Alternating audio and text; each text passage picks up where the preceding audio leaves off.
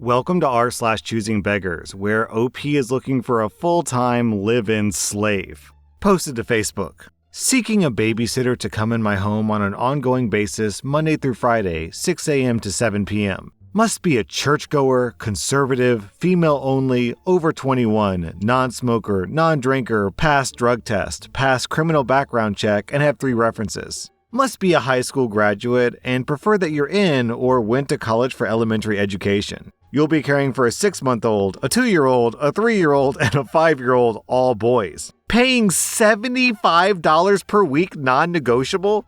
And then the commenter beneath this points out, that's like $1 an hour. On this next post, OP is selling 2 dining room chairs online.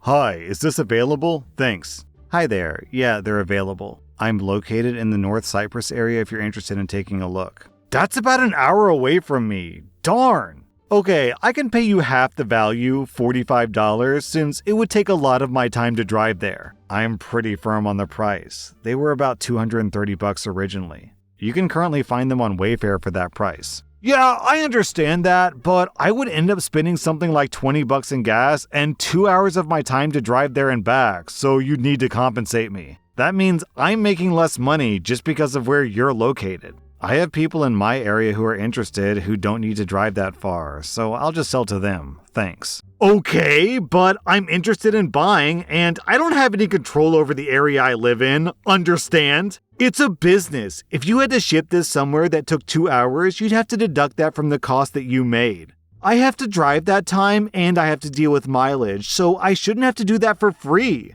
I have someone close to me who's interested in buying, so I'll be marking them as sold. Thanks. They contacted you after me? I was in line first. Again, this is a business. Would you be willing instead to pay for a shipping company to ship this product from me and deduct the cost from what I owe you? If you want to pay for one of those services to pick it up and deliver them to you, then I can do that. Otherwise, I'll be selling to a local person. Why should I spend extra money to deliver them when you're the person who's so far from me? I'm not selling them, you are. They're coming from you, so I shouldn't have to pay for the shipping. If you ship something from a post office, the seller pays for the item at the origin city, not the buyer. Otherwise, you can't ship it, and it has to be paid for by the shipper/seller.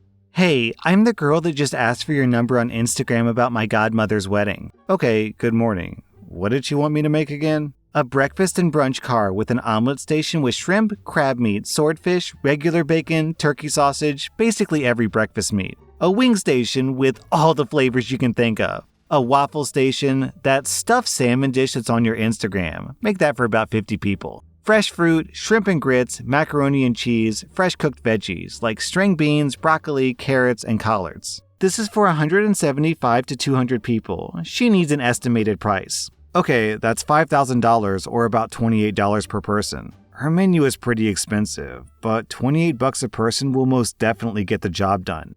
$5,000? Yeah, I'm purchasing all the food and making it, correct? Yeah, lol, but why that much? You're an Instagram caterer. It's not like you have your own legit restaurant, lol. What does that have to do with me purchasing all this food for 200 people and making it? I'm pretty sure that you have a good plug. Lol, every caterer does. My godmother said $2,100. Take the opportunity or leave it. These were her exact words.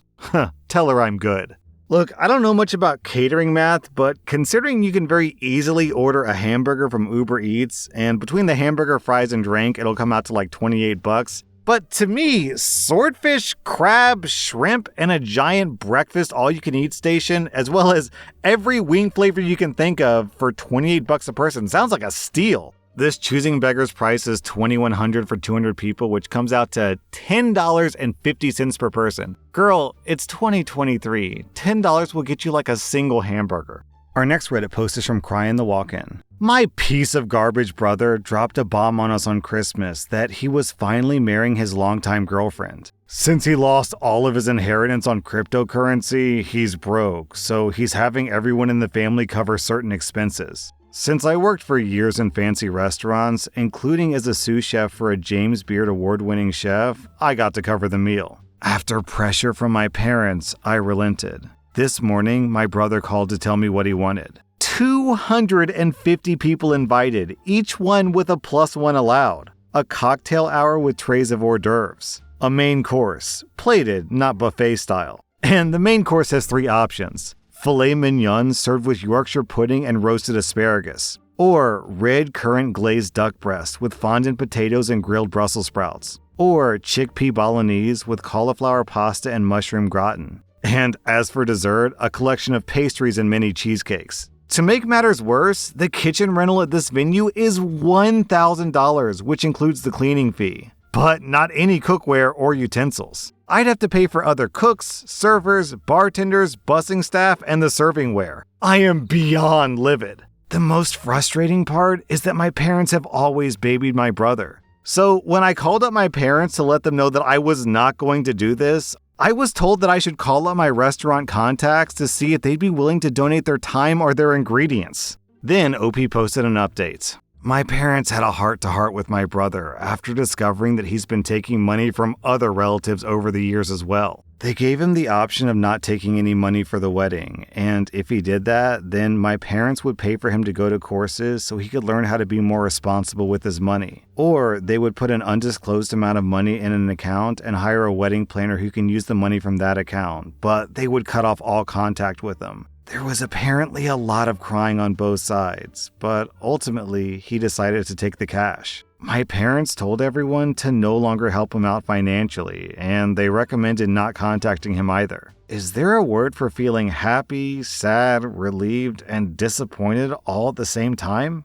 Then, a few weeks later, OP posted another update. I found out that the trust fund my brother received was revoked by my parents a long time ago. In its place, they gave him a small allowance so that he could still afford to live, which they also stopped. The reason, as many people here pointed out, it turns out that my brother has serious addiction problems. And when he said that he was going to the Malibu Four Seasons, actually, he was checking into rehab. He called me last week to make amends because he's going back into rehab, and it's a requirement that you put to rest any hard feelings before checking in.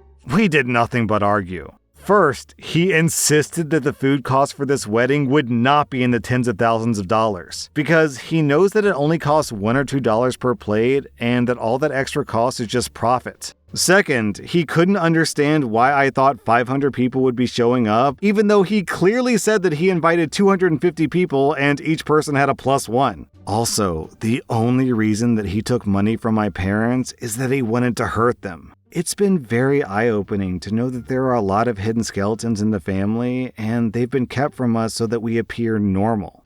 This next post is from care.com looking for a nanny. We work as an attorney and a school psychologist. We need help with occasional meal prep, house cleaning, making sure the kids don't burn the house down, helping to make sure homework is completed, and driving the twins to school in Brooklyn 3 days a week. The children reside part-time in the home and are largely self-sufficient. We're looking to exchange services for sharing a home. The caregiver will be provided access to the entire home, but they'll have their own private kitchenette, bath, bedroom, and entrance. We'll be asking for the caregiver to share up to $600 to $900 in monthly household expenses, depending on the services the caregiver is willing or able to provide. No other compensation is offered. Oh, all right. So we're supposed to pay you for the privilege of being your maid and nanny. What? Damn, you know what? I just realized, even if you reverse this and say the nanny isn't paying them $900 a month, and instead she's being paid $900 a month, it's still a bad deal. $900 a month to be a full-time live-in nanny? That's what? That's like $10,000 a year. Yo, these people are delusional. For context on this next post, OP is living in a hotel that costs $700 a week, which doesn't include food. OP posts to Facebook. This is OP, and my friend just told me that we're out of ground beef. I cannot survive without my ground beef. This is an emergency for me. Please send a donation for grocery for me, or I will not make it. I cannot live without my ground beef. I have to have that. My body's already shutting down. I'm freaking out knowing that we have half a hamburger. I'm in torture. I just can't believe that me and my friend are having to sit here and suffer. I'm just so overwhelmed. I need God to put a stop to me and my friend's torture. It's making me mad. To my friend's mom and grandma, please send $30 for me to survive. I need $30 for ground beef or I will literally die. It's that bad. This post reads like a vampire who can only drink blood and needs blood to survive. Except instead of blood, it's hamburgers. This is a vampurger.